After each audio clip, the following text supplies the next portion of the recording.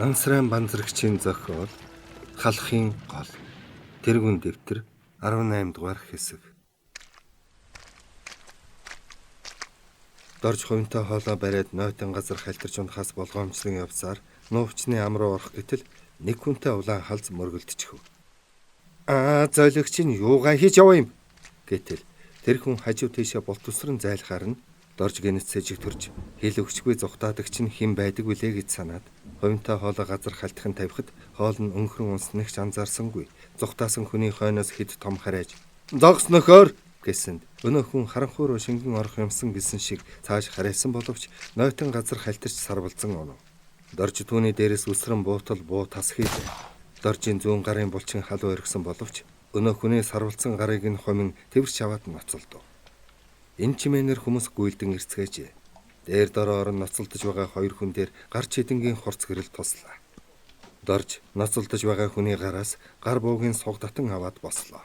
Чидэнгийн гэрэлд шавар шавхай болсон улаан цэргийн хувцастай хүн босож ирэхэд дорж учиргүй айж балмагдав. Сарокин тэр хүний нүүр рүү чидэнгийнхэн гэрлийг тусгаж "Чэ юу хүмб" гэвэл Орос цэрэг их л тайван шинжтэй хувцсныхаа шавар шавхайг арилган "Би дугаар дивизийн тагнуулч. Танаа энэ тэнэг Монгол намайг алхах төглөө" гэв. Сарокин иймэг сонсоод тэр хүний нүүрнээс гэрэл салгалгүй "Эрхэм тагнуулч, Монгол цэргийн байрлалыг тагнаж явсан бэздээ" гэвэл "Ийм бороотой харанхуй шин төөрч бодилж болно үсттэй. Та намайг хардас сэрдэх хэрэггүй. Би чухал үүрэг гүйцэтгэж аваа болохоор танд саадуулах чирх байхгүй" гэж тагнуулч шарлахсан янзтай хэлв. Сарокин хоёр алхам урагшилж "Гараа өрг" гэж тушаавал Баатарч тэр, Доржч тэр тэнд ирсэн бусад хүмүүс ихэд гайхжээ. Өнөө тагнуулч гайхсан дүр үзүүлэн зүүн гараараас авчин "Таны өндөр сонор сэрэмжинд талархъя. Гэхдээ би энд хормын төдийч саадаж болохгүй. Надад газарчин гаргаж өг" гэж шаардав. "Гараа өрг. Тушаал биелүүлэхгүй бол буудлаа шүү" гэж Сарокин чангахан хэлээд ташаандаа зүүсэн гар бууга гэрээсэн сугдатан авч тэр хүн рүү чиглүүлв. Тагнуулч ир Сарокины өдөөс заналтай ширтгэн чидэнгийн гэрэлд илхэн харагдав. Сарокин гар бууга цээжинд нь тулгаад "Үүнийг нэгж" гэвэл Баатар хоёр цэрэгт түүний хэлснийг орчуулан хэлэхэд хоёр цэрэг ухсхийн тагнуулчийн өвөр төрийг нэгжиж баахан ухуулах хуудас гар бөмбөг гаргаж ирэв. Сарокин бууга гэрэнд нь хийгээд нэг ухуулах хуудас авч гэрэл тусхан гүйлгэн унснаа. "Хорлон сүйтгэгч" гэж заналтай хэлээд Баатарт хандан "Энер хэмээг одоохон хорооны штабт хүргэж өг" гэлээ. Баатар дэрэгдээ байгаа хэдэн цэрэгт тушаал өгч баригдсан хүний хоёр гарыг хүлээд буутай хоёр цэрэг гарган хорооны штаб руу явуулав.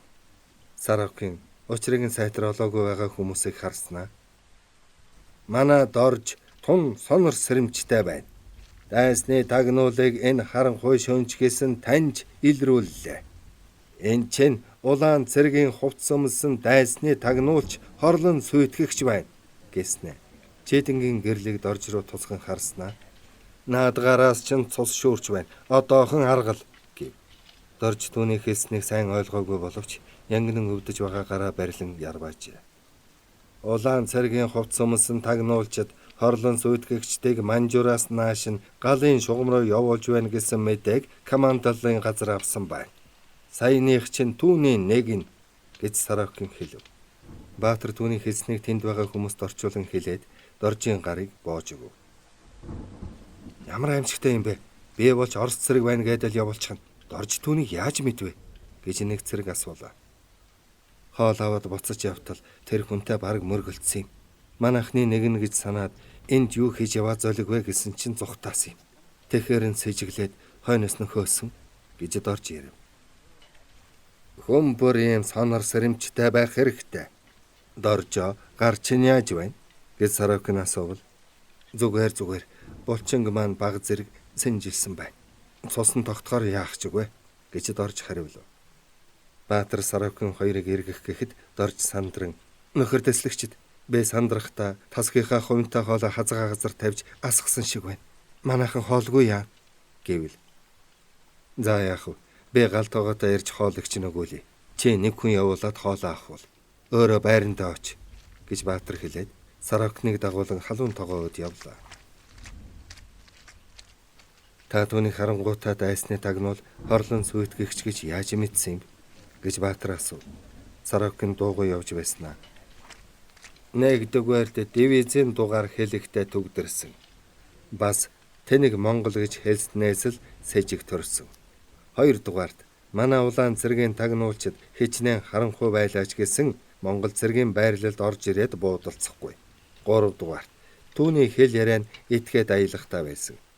Бас хувцас өмссөн байдал нь цэргийн хүн биш байсан юм л да гэв. Би болч түрүүчийн цэргийн хэлдгээр улаан цэргийн тагнуул төөрөөдөл явж байна гэж бодоод явуулчих байсан гэв. Энэ хуулах хуудсыг Орос Монгол хоёр хэлээр бичсэн байна гэж Сорокин хэлв. Юу гэж бичсэн байна? Эх наран улсын үлэм жигт цэрэг удахгүй та бүхний газартаа тэгшлэн. Түүнээс өмнө амжиж дарга нараан устгаад манай талд орцгоо гэж уриалжээ. Тийм тэнийг юмд хэн үнэмших вэлээд. Ерөн дайсан ийм холгүй хориглож байгаа нөхцөлд тунж хашир сонор соргоог байх хэрэгтэй. Дайсан бидний үг яриагч сонсож байж мэднэ. Хамаагүй юм ярьж болохгүй гэж Сорокин захилаа.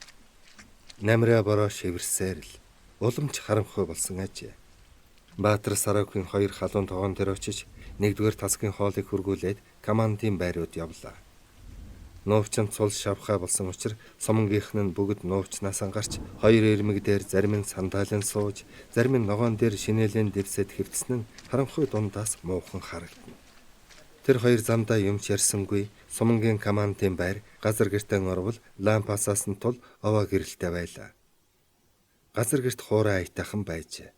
Тэнд байрлуулсан холбооны аппарат шажигнан шуугаж, холбооч нь чихэндээ хийсэн чагнуураа салгаж аваад "Нөхөр дэслэгч, тантай хорооны дарга ярих гэж байна" гэлээ. Баатар чагнуурыг чихэндээ хийвэл хэсэг зур хоржигнож байснаа хорооны даргын танил дуу гарч "Танай түүгээр тайван байна уу?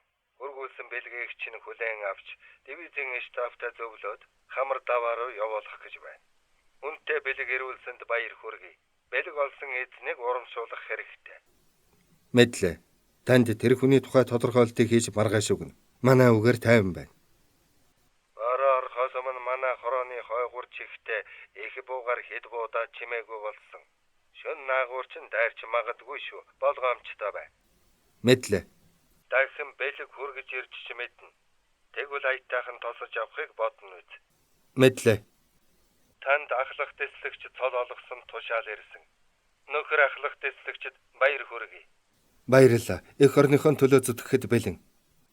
Мөн байлдагч галдан, бадам, баг даргад орж горовт олон удаа гарамгай байлдаж, дайсны тагнуул барьсан, амьд хэл олзуулсан, онцгой мэрэгэн буудсан зэрэг гавьяа зүтгэлийг нь үнэлж, дивизийн даргын тушаалаар байлдааны халуун баяр хүргэж, тус бүрийг дурсгалын мөнгөн тэмдэгтэй гар буугаар шагнасан байна. Энэ бэлгийг маргааш хорооны бүх байлдагч дарга нарын өмнө гардуулна. Энэ тухай урдчлан мэдэгдэж байна. Мэдлээ. Баатар хорооныхаа даргатай инхүү ярилцсанаа Сорокинд тодорхой танилцуулав. Сорокин их л баярлаж Баатарын гарыг чангатгаад "Юуны өмнө танд ахлах дэслэгч цол шагнуулсанд баяр хөөргий" гэ хэврэн авч үнсв. Манай суман энэ дайныг ялалтаар дуусгахад ямагт тэргүүн эгнээнд нь явах болно гэж Баатар хэлээд Сорокины гарыг чангатгажээ. Үдээс өмнө төр зур тулдаан болов. Японы суман орчин морин цэрэг хорооны баруун жигүүрээр дайрсан боловч пулеметын ширүүн гал дөртөж төдхөн зайлсан билээ. Энэ тулалдаанд хорооны баруун гарыг халахж байсан Баатарын суман Японы морин цэргийн дайралтыг няцаахад зэрэгэлдээ байсан зөвлөлтийн цэргийн хүнд пулеметын салаа төрүүлэн гал нээсэн учраас Японыхон төдхөн зугтаажээ. Баатарын сумангийнхан хоригдсан байрнаас аж гарсангүй, гарц хохиролч үдсэнгүй. Морд сумангийнхан морины хоол өвс устаа газрыг голцоо бараадах тул явган цэрэг шиг нэг газар баттай удаан хориглож болохгүй хэд хоноод л байрын солих учраа зөвлөлтийн янз бүрийн ангитай хамт байх болжээ. Өргөн фронтоор хориглосон галын тэргүүн шугамд зөвлөлтийн моторжуулсан олон анги салбар, танк, их бууны анги байгаа учраас Хэдэнтэй хамт нуувчинд хэд хоног боловч цуг байхад үнэхээр түшигтэй сайхан санагдана. Зөвлөлтийн улаан цэргийн дарга цэрэг улс төрийн ажилтан хинэнч гисэн Монгол цэргүүдийг ёстой л ахын ёсоор халамжлан татах тамхи уухан дааж харамгүй хуваалцаж байсныг дайны шуурган галын дор нэгэн нуувчинд олон хоногийг өнгөрөөжгүй цэрэг эрс хязээчүүл мартнам билээ. Тэд хэл нэвтрэлцэхгүй ч гэсэн бие амархан ойлгож нэгэн гэрийн ах トゥ шиг ижилдэн тасалцж дайсныг үзен ядах нэгэн санаа сэтгэлээр бат нягт гагнагдж өхлийг хамт сөрж ялалтыг хамт байгуулж явсан хязээч үл мартагдах 39 оныг хожмын нэгэн өдөр хэн хинэн дурсан сансаар явах болно гэдгээ сайн мэдэж байлаа. Баатрин сумын зөвлөлтийн улаан цэргийн ухаж бэлтгэсэн гүнзгий нуувчинд байрлаад 3 хонож байв. Хэд хоногийн өмнө орсон ширүүн бороонд сэргсэн газар дэлхий хар ногоон өнгөөр туналдсан тунц сайхан болжээ. Баатар өглөөний тулдааны тухай илтгэх хуудас бичиж суутал дивизийн тусгай төлөөлөгч газар гэрт орж ирээд танай сумангийн нэг цэрэг санаатаагаар баруун гарынхаа 7 хуруу гэмтээж галын тэргүүн шугамнаас зайлс хийхийг оролдсон байна. Та түүнийг юу гэж бодож байна? Хэмээн тулган асуулаа. Баатар өөдөөс нь гайхан харж хэн юм бол гэвэл төлөөлөгч хөмсөг зангидан та чинь сумангийнхаа хэдэн хүний хинэн яаж шаргацсан хинэн нэрвэл хинэн өвчтөг хүртэл 10 хуруу шигэ мэдэх ёстой байтал эх орондоо хар буруу санаж дайны талбараас ухтаах гэсэн хүнийг мэдэхгүй байна гэдэг сонин байна гэлээ. Баатрин санаанд юу ч орсонгүй. Харин хэд хоногийн өмнө дайсны тагнуулыг барихтаа тасгийн даргад орж баруун гартаа шархолсноос хойш нэг ч хүн гэмтэж бэртээгүй санагдана. Төлөөлөгч инхүү ширүүн тулгаж хаашинч гарахын аргагүй хатан хананд хаших шиг болохоор Баатрин гэдэн хөдөлж эх орноо хар буруу санаж өөрийгөө гэмтээсэн тэр буруу санаат нь чинь юу боллоо гэж би ингэж гар хуруугаан гэмтээлээ. Намайг цэргээс халаад өгөөч гэж гуйхавдэ. Харин би түүнийг мэдэж амжаагүй мэн сайн биш үү? Мэдсэн бол аль хэдийн л ард тал руу явуулчих байсан юм. Нэг хүн ч гэсэн энд байх нь надад хэрэгтэй байна гэчихв. Төлөөлөгчийн нүд их л ширүүн янзтай болж юу гинэ нөхөр дэслэгч гэвэл Баатар цамцныхаа зах руу хялам хийж ахлах дэслэгч гээрэ гэсэнд төлөөлөгч уучлалт гуйх мэт үл мэдхэн тонгос хийснэ. Нөхөр ахлах дэслэгч та тэр гэмтэн этгээдийг өмөрч байна уу гэв. Үнэхээр санаатаагаар хуруугаараа гэмтээсэн бол гэд Баатар цааш нь ярих гэтэл төлөөлөгч үгийг нь таслан санаатай гэдг нь батлагдсан юм. Ганцхан тэр нөхөр үннээ хүлээхгүй байгаа юм. Бэд хоёрын тухай маргаад яах вэ? Чи өдөрдөж байгаа даргын хуваар тэр хүнтэй ярилцаж үннийг нь хэлвэл гэснэ. Газар гэрийн өөдрөө хэд алгаснаа. Чи хоо ороод ир гэж хашгирвал хөлийн чимээ гарч нэгдүгээр салааны хөнгөн пулематчин ороод ирлээ. Баатар түүнийг хараад бүрж гайхаж хэлэх үггүй болов. Энэ пулематчин дайны эхний өдрөөс эхлэн сайн байлдаж өгсөн үүрэг тушаалыг ягштал биелүүлж байсан бөгөөд 5 сарын сүүлчийн байлдаанд анга пулематынхаа галаар хамгаалж дайсны нэгэн удаагийн бүслэлтийг сэт дайрахад чухал үүрэг гүйцэтгэсэн байсныг Баатар сайн мэднэ.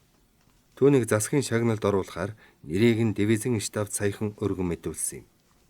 Пулематчин баруун гарынхаа 7 хурууг боочгсон байлаа. Төлөөлөгч түүнийг ширүүн харснаа. За, чи ямар санаатай хуруугаа гэмтээснэ? Сумангийн даргада үнэн шударгаар нь ярь гэв. Пулематчин залуу баг зэрэг найгаснаа. Уржигдрын байлдааны үеэр сандрахта 7 хуруугаа сумны магазинд хавчуулаад дээрээс нь дарчихсан чинь баг зэрэг няцарсан юм гэлээ. За тэр санаатай хавчуулж хүчтэй зогсон нь ээлт байгаа биз дээ. Энэ хуруугаан гэмтээчихвэл буудаж чадхан болоод цэргээс чөлөөлөгдөнө гэж хэн чамд хэлсэн юм? Лам багш чинь тэг зааж өгсөн үү? Чи үннээ хэлбэл яах ч үгүй.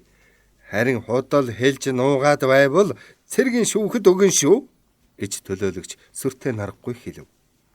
Пулематчны нүдэнд айсан шинжилрэн дарга минь би яг л үннээ хэллээ шүү дээ. Өөр гаж буруу санаа ёор байхгүй гэв. Чи тэгвэл яах гэж эмчид очиж үзүүлсэн юм бэ? Худал акт бичиг авах гэсэн биз дээ. Анхандаа их өвдөд хавдах янзтай болохоор нь үзүүлсэн юм. Хэрв хавдчихвал буудаж болохгүй гэж санаад түргэн эдгэхийг л бодсон. Харин тэр эмч чинь элдэв юм шалгаагаад байхаар нь дургүй хүрээд эм нүлээч үгүй. Өөрөө давстай харцаагаар шавшиж одоо бараг зүгээр болсон. Та итгэхгүй байгаа бол миний буутахыг шалгал та. За, чи гараад хүлээж бай. Пулемот чинь шалавхан гарлаа. Төлөөлөгч түүний хөлийн чимээг чагнаж байснаа. Үүнийг хурууга албаар магазин доогуур хийж дээрээс нь хүчтэй зохихыг харсан хүн байгаа юм. Дан эхэлснээс хойш өөрийнхөө гар хурууг санаатай гэмтээж цэргээс зайлс хийхийг оролдсон үл бүтэх этгээд хэдхэд гарсан. Түүний нэг нь энэ байгаа юм гэлээ. Нөхөр төлөөлөгч үүнийг санаатай хуруугаа гэмтээж цэргээс зайлс хийхийг оролдсон гэх баримт алга байна шүү дээ. Ийм хүн тийм муухай бодол санаа яасан ч өөрлөхгүй гэж Баатар хэлбэл төлөөлөгч халамхийн харснаа. Та энэ цэргээ өмөрөөд байна да гэв. Өмөрөгч юу байх вэ? Дайны ийм бачим үед хинч гисэн сандарч твдэж болно. Яарч сандраад л хурууга хавчуулахыг харсан хэн нэгэн хүн санаатай гэж бодсон байж болох юм. Хэрвээ энэ хүн дайнаас холдох гэсэн бол хурууга тас огтлох юм уу? Үгүй дээ, худал эмзэглэж сүр бадруулах байсан. Тэгвэл энэ цэрэг хурууга аль болох түргэн эдгэхийг оролдсон байна. Үнэхээр дайнаас айж хулчигаад цэргээс зайлс хийхийг бодож байсан бол 5 сарын сүүлчийн тулдаа юм уу? Баян цагааны ширүүн байлдааны үед л аргалах байсан. Энэ цэрэг нэг удаа дайсан хүчээр ааглан бүсэлхэд суманга пулемотынхаа галаар хамгаалан өсөлтөөс хамгийн сүүлд гарч ирсэн. Ийм зоригтой самбаатай сайн байлдагчийг хурууга санаатай гэмтээж дайны талбараас холдох гэсэн гэж яавч бодохгүй байна гэж Баатар ярьлаа. Төлөөлөгч түүний ярихыг чагнан бодолуулж сууснаа. Та ер нь их итгэмтгий хүү юм аа. Дайн бол хүний жинхэнэ нүүр царайг илрүүлдэг юм гэлээ. Дайны хүнд өдрүүдийг ширүүн сумны дор өнгөрүүлсэн сумгийнхаа 100-аад хүнд би бүрэн итгэдэг шүү. Манай цэргийн жинхэнэ нүүр царай бодол санаач энэ дайны өдрүүдэд бүрэн танигдсан. Бидний дотор гаж буруу санаатай муу хүн байхгүй гэж боддог. Харин баг зэрэг аимхай хулчхар арга залтай хүн мэрсэр бий л дээ. Гэхдээ тэд маань эх орондоо хизээж хар буруу санахгүй. Хүнд итгэх итгэл гэдэг сонор сэрэмжгүй байх явдлыг төрүүлж мэдэх юм шүү. Манай сумангийнхан миний итгэлийг хөсөрдүүлэхгүй л гэж боддог. Таны итгэлийг би буруу шаахгүй. Гэхдээ хүн бүрээ зөв таньж байх нь чухал. Мэдлээ. Хурууга гэмтээсэн пулемотчныг таны сайхан итгэлд найдаад үлдээлээ. Хэрв гэмзэмтэй байвал хэнийг ч хайрлахгүй. Миний цэргүүд бүгдээрээ эх орныхон төлөө амиачиг ээхээс буцахгүй тэмцэж яваад нь баярлаж байдаг юм. Хүн бүрэл тань шиг юм сайхан сэтгэлтэй байдаг бол сайнсан. Гэтэл жишээ нь танай 3 дугаар салааны байлдагч Базрыг би яавч тань шиг ийм бодолтой эх орныхон төлөө амиач өхөөс буцахгүй зоригтой хүн гэж үзэхгүй байна. Баатар төлөөлөгч рүү гайхан харлаа. Төлөөлөгчийн ямагт ширүүн догшин харагддаг нүдэнд шоолсон юм уу, голсон янцтай жохтой инээмсэглэл тодорсон байв. Базрыг хүн бүрэл дайнд шовоож шалгарна гэж бодож байсан байх. 50 цагт хороо дивизийн хэмжээгээр л яригддаг тэргүүний байлдагч байсан юм гин. Би ч сайн мэдэхгүй. Тэгсэн чинь дайны сургаар л бүр хамаг хиймрэн арилсан юм гэж Баатар хэлэхэд дайн гэдэг хүний жинхэнэ нүүр чанарыг шалгадаг гэдэг чинь л тэр шүү дээ.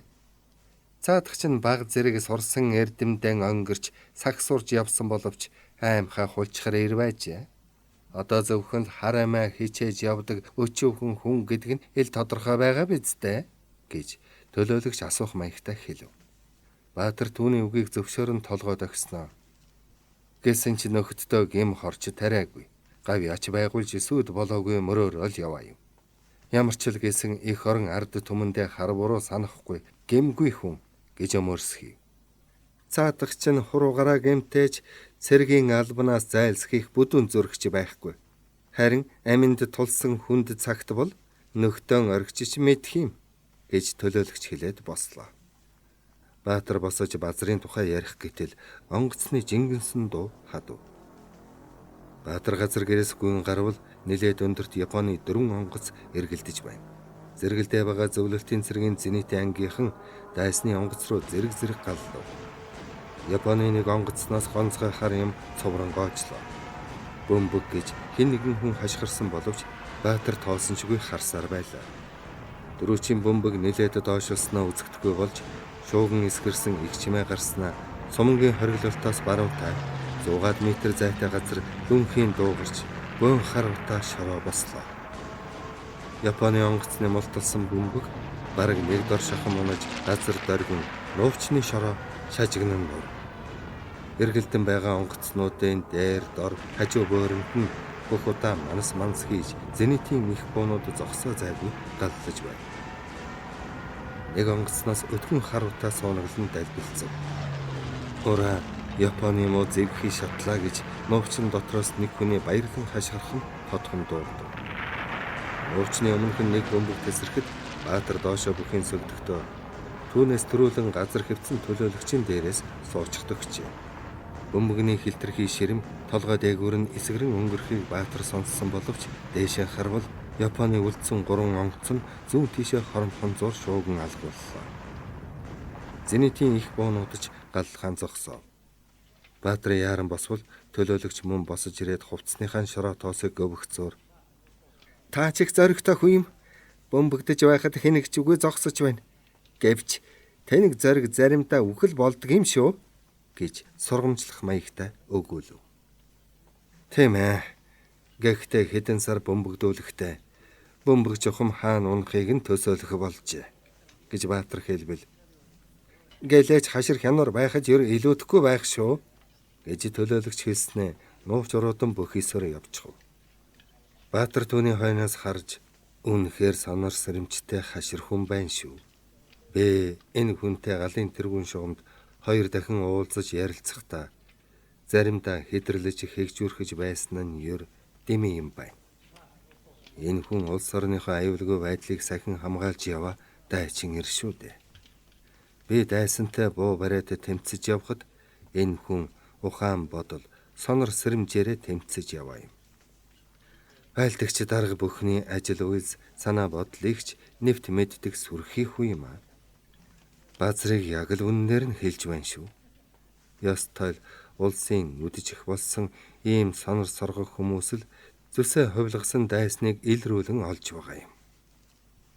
Хэдүүн шөнө зүсээ хувилгасан дайсны хорлон сүйтгэгч манай сумангийн байранд орж ирснийг дорж баривчилсан. Тэр тагнуул шиг хормоо санаатантай энэ чекистэл тэмцэж байгаа юм. Цаг үе ийм хатуу ширүүн байхад хар буруу санаатан галын тэргүүн шугамд шурглан орсон байвал бөөн аюул учруулна. Тэр бүхнээс л урдчсан сэргийлж хамгаалах нь энэ төлөөлөгчийн үүрэг болохоор сэжигтэй сэвтэй бүхнийг ийхүү шалгаж нягтлж зөв бурууг ялган салгаж явах нь зөв л дөө. Би сумангийнхаа 100 гат хүнийг ямар ч өөгүй сайхан сэтгэлтэй гэж бодож явдаг. Нээрэн базар маань хүндхэн цаг ирвэл амиа бодоод биднийгэн орхиж мэдх юм шүү.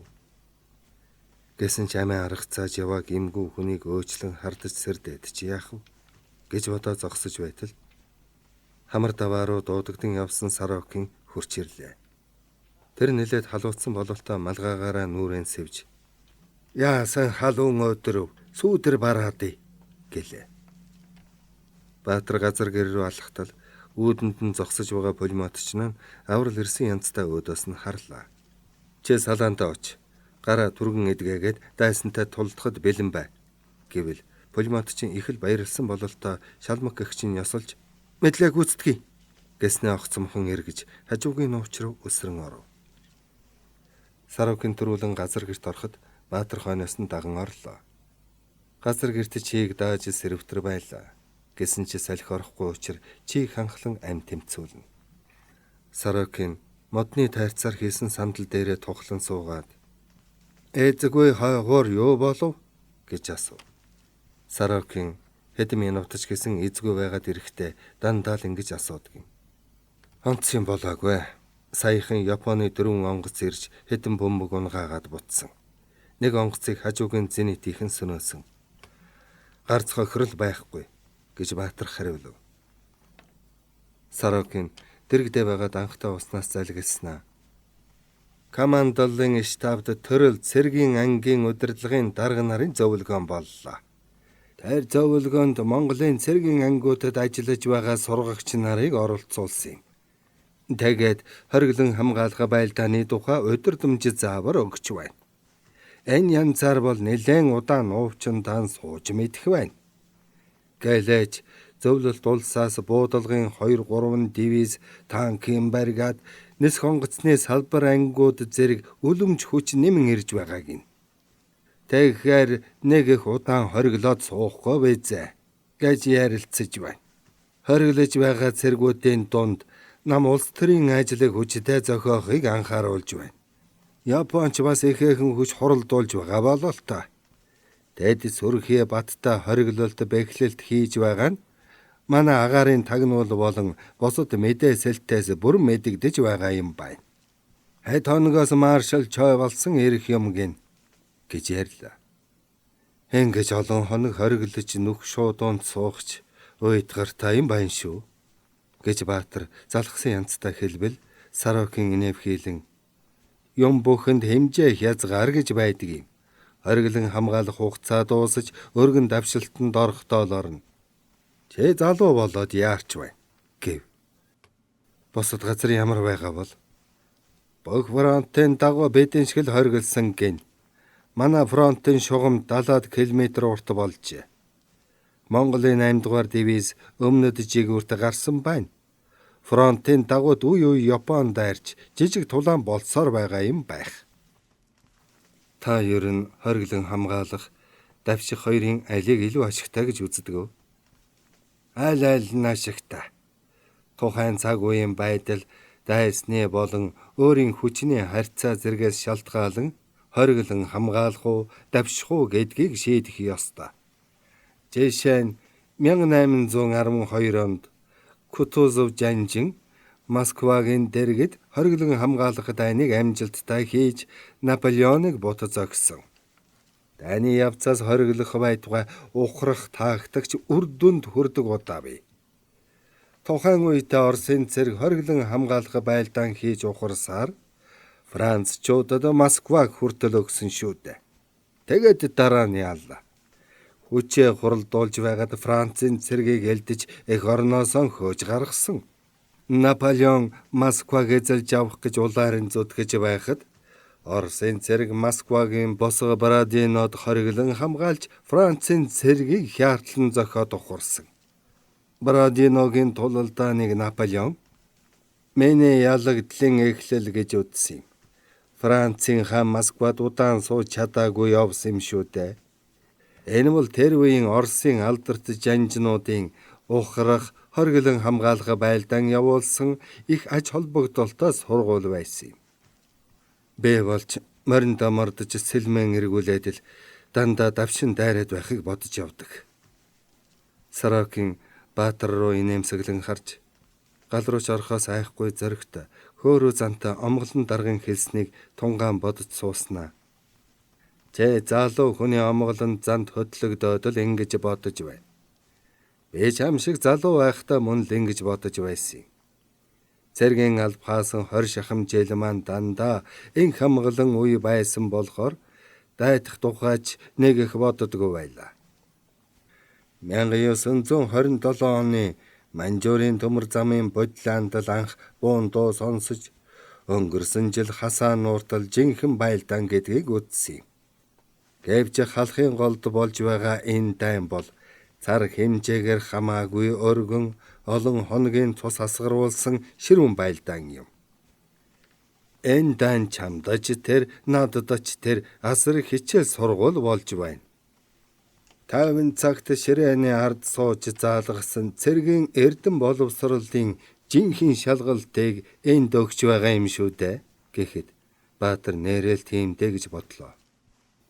Тэр цэргийн дунд сургуульд суралцж байхдаа Салаа сумангийн давших хориглох хичээл заалгаж цаасан дээр л өнгөнгийн харандаагаар элдв тэмдэг тавьж дайсан гэж хөхөөр зурж өөрийнхөө салаа сумангийн байрлалыг улаанаар зурж дайсан руу давших зам хэрхэн бүсэлж устгахыг улаан шугамаар зааж тэмдэглэн хоёр талыг бишгүүл байлдуулж Тэр байлдааныг чадамгаа удирдсан гэж багшаасаа өндөр үнэлэлт авч байсан бэлээ.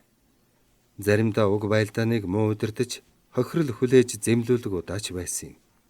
Заалгасан тэр хичээлээ одоо л амьдрал гэх юм уу, дайны талбар дэх хэрэгжүүлэхийг хичээж байна. Заалгасан хичээлдээ онцдон авч байсан шигэ энэ байлдаанд сумангаа чадамгаа зөв удирдах чадаж байна уу гэд бодоход алдаж энтсэн зүйлч баггүй байгаа санагдана. 18 дугаар хэсэг төгсөв.